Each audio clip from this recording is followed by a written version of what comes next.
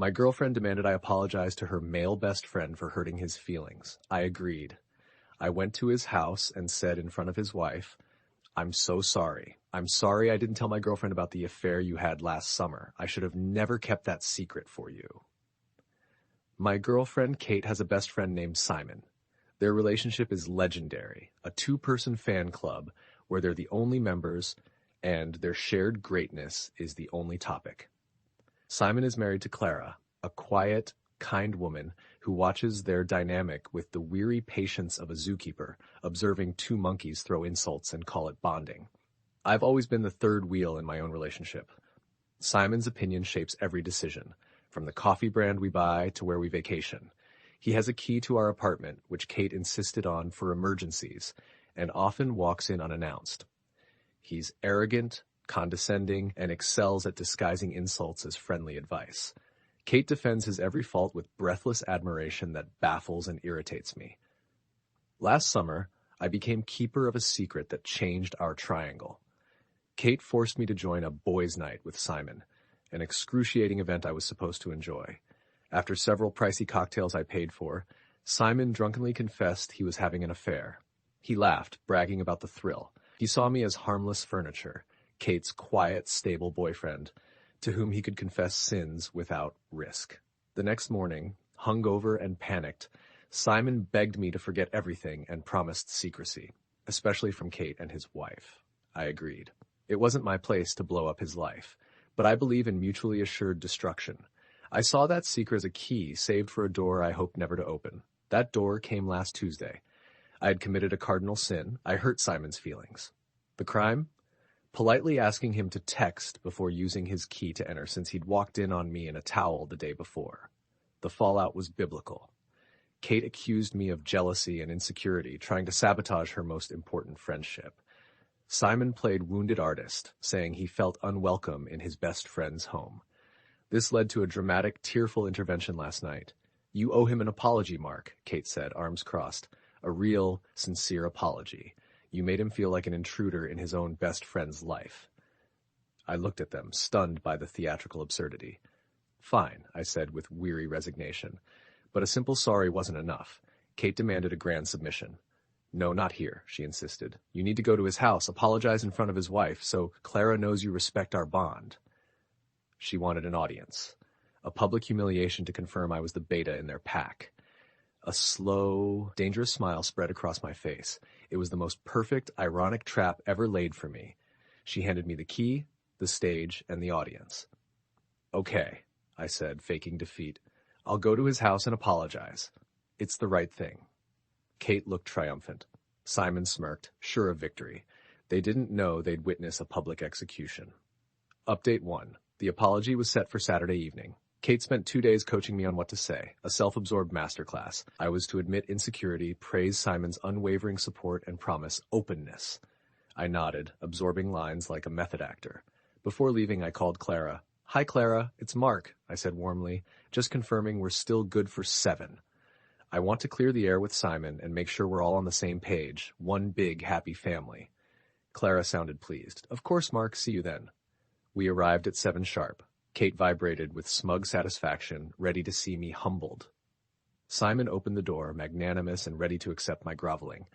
Clara welcomed us, unaware of the drama to come. We sat in the living room, silence thick and tense. Kate gave me a sharp nod. It was showtime. I stood and faced Simon, taking a deep breath.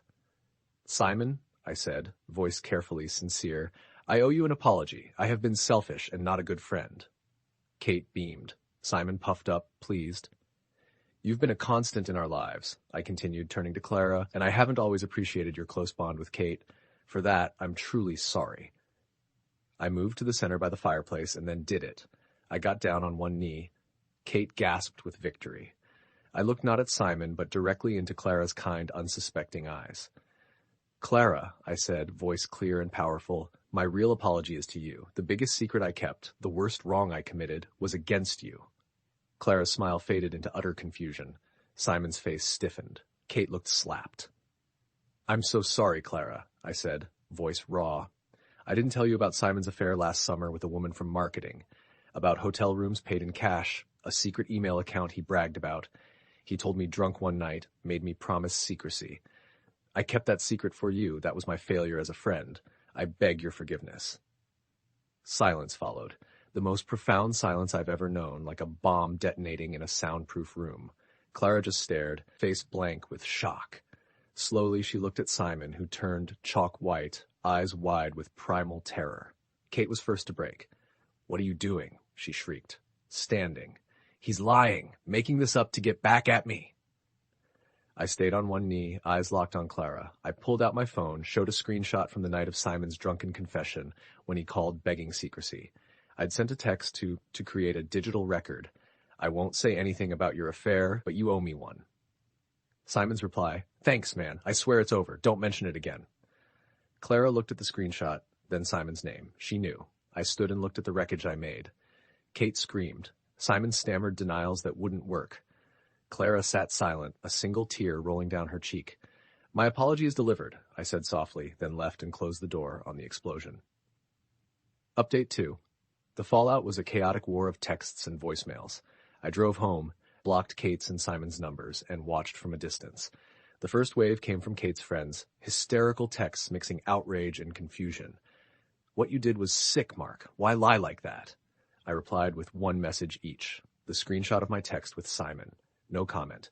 The angry text stopped, replaced by deafening silence. Truth is a powerful conversation ender. The second wave was Kate's frantic emails, moving through grief stages. Denial, "You're a liar. I'll never forgive you." Anger, "You ruined everything." Bargaining, "Admit you lied. Maybe we can fix this." Depression, "I can't believe this." And twisted acceptance. "Maybe Simon erred, but you didn't need to ruin him." I replied to none. The real story came unexpectedly. 2 days later, Clara emailed me. "Mark," she wrote, "I don't know whether to thank or hate you, but you told me the truth, more than my husband has in a year. I found secret credit card statements. It was all true. He's not living here anymore. I've contacted a lawyer. I'm sorry for what Kate and Simon put you through. You deserve better." That email was vindication. I'd not just had revenge, I'd told the brutal truth. With moral high ground, I handled logistics. Kate still lived in my apartment. I had a lawyer draft a 30-day eviction notice. She had no legal claim. The lease was mine. She responded by turning the place into a war zone. Loud music, passive-aggressive notes. Childish and pathetic. I ignored it, staying at a friend's while she stewed in toxicity. Her last desperate move was theft. The day before she moved, I came by with a friend and found her loading my expensive TV and sound system into her car. "That's not yours, Kate," I said, arms crossed. She shrieked, "I paid half." Calmly, I said, "No, I have the credit card statements proving I paid in full. Put it back or I call police and add attempted theft to your list." Defeated, she returned the TV. The next day, she was gone. For the first time in years, my apartment was peaceful and mine. Final update. 6 months since I got on one knee and apologized. The dust has settled and my life is better than I imagined. Kate and Simon's consequences have been total and irreversible. Simon's life is a smoldering ruin. Clara, armed with proof of his affair and financial deception, was ruthless in divorce. She got the house, much of his assets, and custody of their dog. Simon lives in a small condo, paying alimony, miserable and socially disgraced, the exposed cheater. Kate's life collapsed slowly and painfully. After eviction, she leaned on Simon, but he, embroiled in his divorce, had no time for her drama. Their legendary friendship, built on mutual admiration and shared contempt for me, ended in a massive falling out, blaming each other for destroying their lives. With no fiancé, best friend, or home, Kate moved back with parents. Her attempts to spin the story failed. The screenshot of Simon's text proved I didn't lie. She was exposed as the woman who enabled her best friend's affair and demanded, "I apologize for challenging his disrespect." She lost all credibility. Last I heard, she lives with her parents, working a low-level marketing job, her glamorous city life a distant memory. As for me, I'm thriving.